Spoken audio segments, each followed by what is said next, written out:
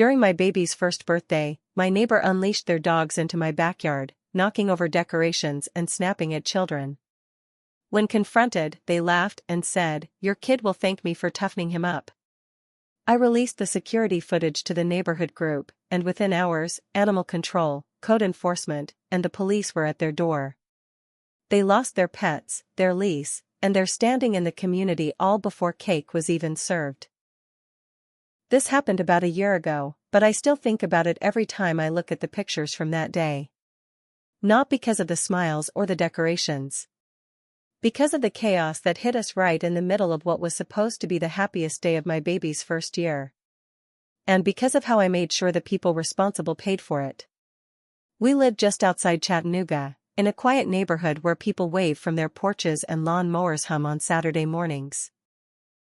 We bought the house 2 years ago, right after I had our son. We wanted space. We wanted quiet. We wanted a place where we could throw birthday parties and play catch in the yard. At first, it felt perfect. But we got unlucky with the neighbors. Kevin and Darcy. No kids, 2 dogs, a rental next door with a yard full of weeds and broken patio furniture. From the start, they treated us like we were some kind of nuisance. Like having a baby on their street was ruining their peace. They'd roll their eyes when my son cried outside. Slam their windows when we had people over. Nothing ever direct, just passive-aggressive, always with that smug attitude. The real problem, though, was the dogs. 2 big pit mixes. Not the dog's fault, but the way Kevin handled them made them dangerous. He never used leashes. I'm not exaggerating. They'd be loose in the front yard every morning. If you tried to walk by with your own dog or kids, they'd charge the fence, barking, growling, teeth bared. We asked them, nicely, to keep the dogs leashed. Kevin laughed in my husband's face and said, "Maybe train your kid not to cry like a chew toy." That was 6 months before the birthday party. We kept our distance. Made sure our side gate was locked. Always checked the yard before letting our son outside. Every once in a while the dogs would get loose and run around the block, and Kevin would half-heartedly yell for them while sipping a beer on his porch. Nobody in the neighborhood liked them, but no one did anything about it. Then came my son's birthday. We planned it for weeks. Blue and yellow everything, because he loved that silly baby shark video. We rented a bounce house, put up tents in the backyard, even got a bubble machine. I hired a woman from town to make custom cupcakes, and my husband grilled burgers and hot dogs. Family came in from 3 states. We had maybe 30 people total, kids running around, adults catching up. It was perfect. For the first hour. We had just finished lunch. I was setting out the cupcakes on a table under the tent, my son on my hip wearing a paper crown. I wanted to take a picture with him in front of the 1 balloons. Then I heard barking. Loud. Close. Before I could react, both of Kevin and Darcy's dogs charged into our yard, through the side gate that had definitely been closed. They were fast. They knocked over a table, crushed the gift bags, trampled decorations. One of them leapt into the bounce house while 3 kids were inside. I heard a child scream. Another kid fell and scraped her arm trying to run. One of the dogs lunged at a toddler who was holding a hot dog. Snapped right at his face. It didn't bite him, but it was damn close. Parents panicked. People were shouting. My mom grabbed my baby and ran inside. My husband tried to pull one of the dogs away from the bounce house, but it growled at him. And then Kevin walked in through the gate, beer in hand, sunglasses on, grinning. He didn't say sorry. He said, "Chill out. They're just getting some energy out." I shouted at him, asked why the hell his dogs were in our yard. He looked me straight in the face, didn't flinch, and said, "Your kid will thank me for toughening him up." Darcy followed him in, filming with her phone like it was all a joke. The dogs still weren't on leashes. One of them peed on a cooler. I couldn't speak. My hands were shaking. The whole party was in shock, kids crying, adults furious, but stunned into silence. Kevin and Darcy finally dragged the dogs out, still laughing. We spent the next 20 minutes trying to calm everyone down. We moved the party inside. Some people left early. I sat in the living room, holding my son, listening to the destroyed bounce house slowly deflate in the backyard. I felt humiliated. Angry. Violated. But not helpless. Because we have cameras. Lots of them. Front yard, backyard, side gate, all covered. My husband pulled up the footage on his laptop while I held my son. And there it was. Kevin walking up to our gate, opening it, whistling for his dogs. He set it up. He sent them in on purpose. That flipped a switch in me. I saved the footage and logged into our neighborhood's private Facebook group. It's a small community, but most people are active on there: garage sales, local news, lost pets, that sort of thing. I posted the clip with a short message: "My baby's birthday party was ruined today when our neighbor unleashed his dogs into our yard. You can see him opening the gate and calling them in. They nearly bit a child. This is not the first time his dogs have gotten loose. People should know what happened." That was it. Within 10 minutes, the post had over 50 comments. By the end of the hour, it had over 200. Turns out, we weren't alone. One neighbor said her daughter was bitten on the leg last year. They didn't report it because Kevin promised to handle it. Another said the dogs cornered their elderly dad on the porch once. Someone else said they'd stopped walking their own dogs past our block because of those two. People were angry. Someone tagged animal control. Someone else tagged code enforcement. I got a private message from a woman who used to live next door to Kevin when he rented a different house in the area, said he got evicted from their 2-4 dog problems. I didn't have to do much after that. The neighborhood took care of it. And then came the visits. First was animal control, within 2 hours.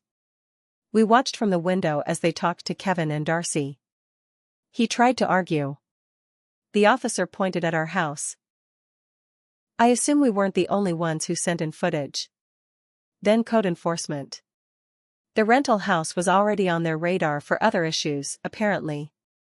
Then, as the sun was setting and we were cutting the cake indoors, a police cruiser pulled up. We watched Kevin lose it in the driveway. He shouted. Pounded the side of his own house. Darcy was crying by then. The dogs were taken that night. Animal control loaded them into a van. The crowd outside got quiet watching it happen. By the end of the week, a for rent sign went up in front of their house. They were evicted. Turns out, their lease clearly banned aggressive animals and repeated complaints. The footage was all the landlord needed. The day Kevin and Darcy got evicted, you could almost feel the shift in the neighborhood.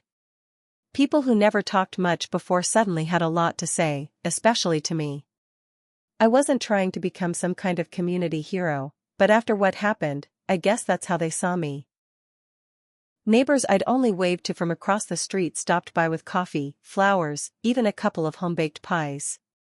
Everyone had a story about Kevin. Every single person had kept quiet for too long. I started to feel like maybe I'd done more than just get justice for my son's birthday. Maybe I'd stopped something worse from happening. But Kevin didn't go quietly.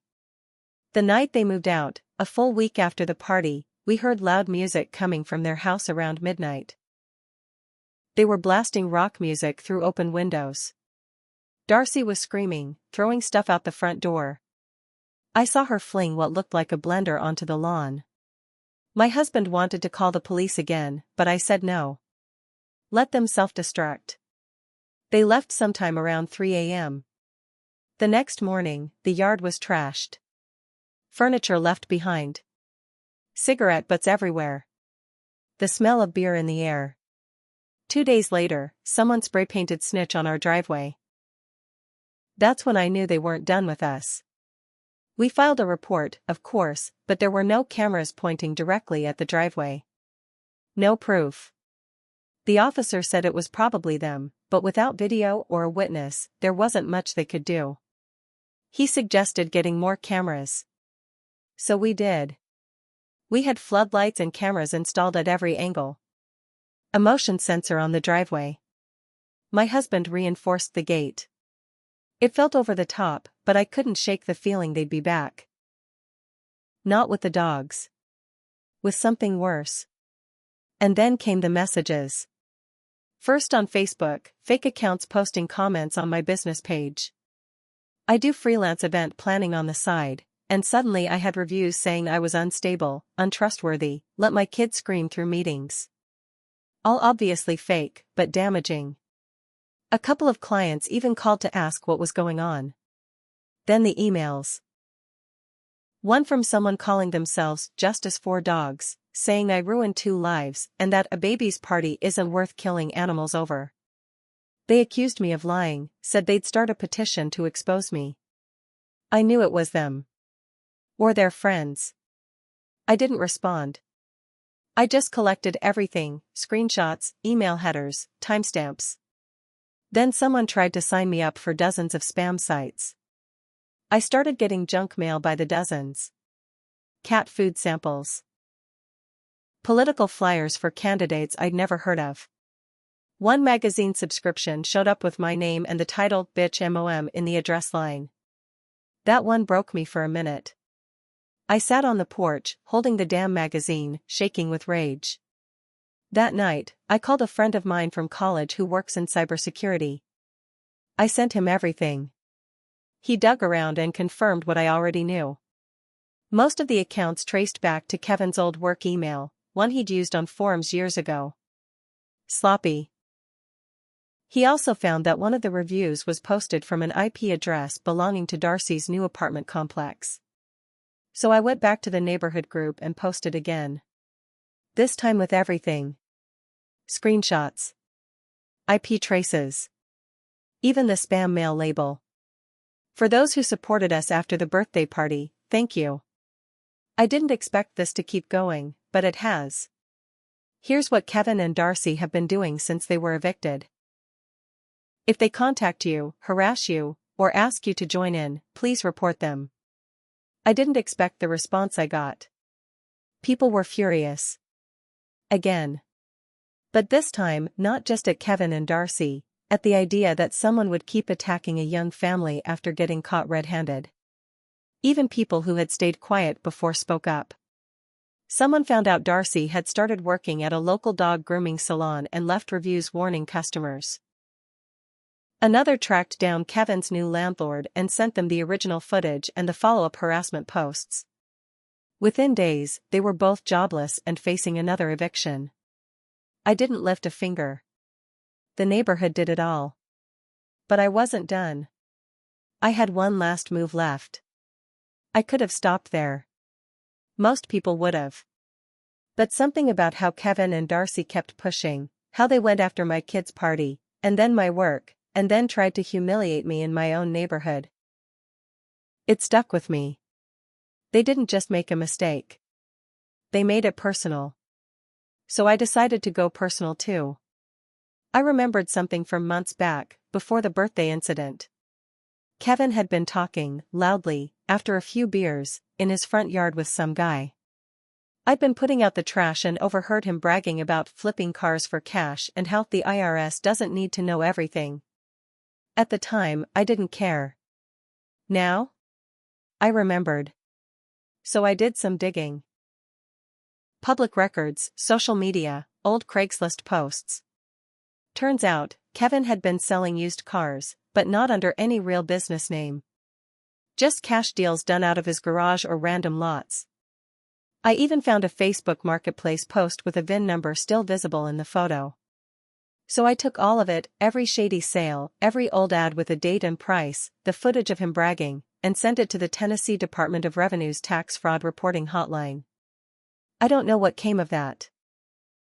They won't tell you, but I do know that about 3 weeks later, Kevin's name showed up in local court records.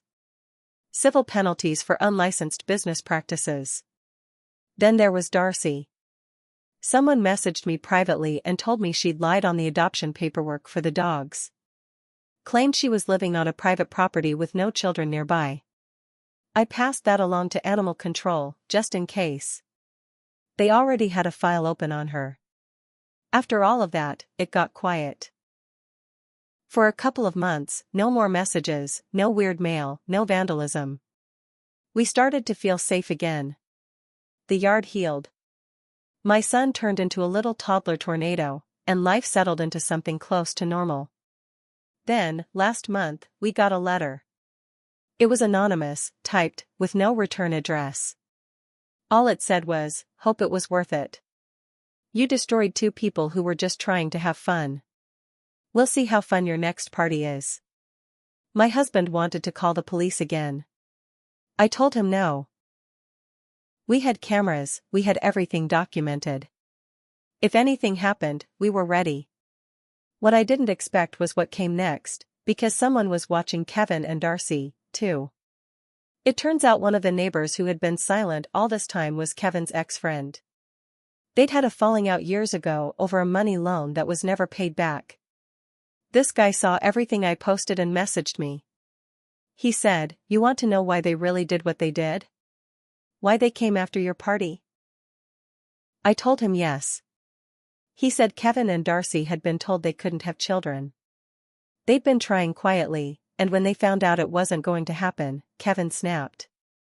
He hated seeing other families happy. Especially families like ours. They saw our party as a perfect opportunity to ruin something we loved, to bring us down to their level. I sat with that for a while. Let it settle. I even started to feel a tiny flicker of sympathy. But then I remembered the way he grinned while my son cried. The way Darcy filmed it like it was comedy.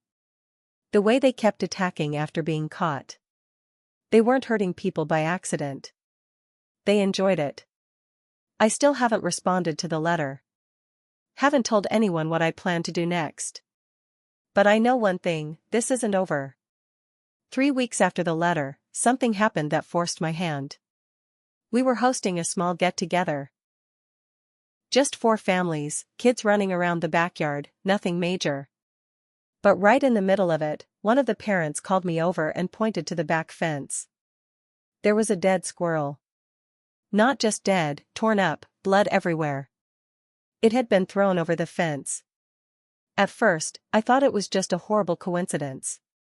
But then I saw the way it was placed, right where the bounce house had been set up during my son's birthday. Right where the dogs had run wild. Same spot. That's when I lost it. I called the police. This time, I made them take it seriously. I showed them everything, the old footage, the letter, the graffiti, the squirrel. They took a report, but again, no camera caught the throw. Nothing to arrest them on. But they said something that stuck with me. If you know who's doing this, you don't have to wait around. Civil court can do more than we can. So I hired a lawyer. We filed for harassment, defamation, because of the fake reviews. And property damage. It wasn't about money. It was about putting something permanent on record. Something that followed them. We served them at Darcy's new job. She was working at a kennel outside of town. She cried in front of her boss when she got the envelope. Kevin showed up at our house the next day, pounding on the door. He screamed that I was ruining their lives. That I was obsessed. That all they ever wanted was to be left alone. I opened the door just long enough to say, "You should have left us alone." The restraining order came 2 days later. They couldn't contact us. Couldn't come near our house. And once they missed the first court date, the judge ruled in our favor by default. They owed us money. Not a lot. But enough to show up on their credit. Enough to ruin the lease they were about to sign for a new place. A month later, I heard they were living with Darcy's sister, 30 minutes away, in a trailer with no yard. No dogs. No job for Kevin. That's when I stopped checking. I was done. But here's the thing. I don't walk away from something like this without scars. The day we finally celebrated my son's 2nd birthday, I was tense the whole time. Every sound made me jump. I couldn't enjoy it the way I should have.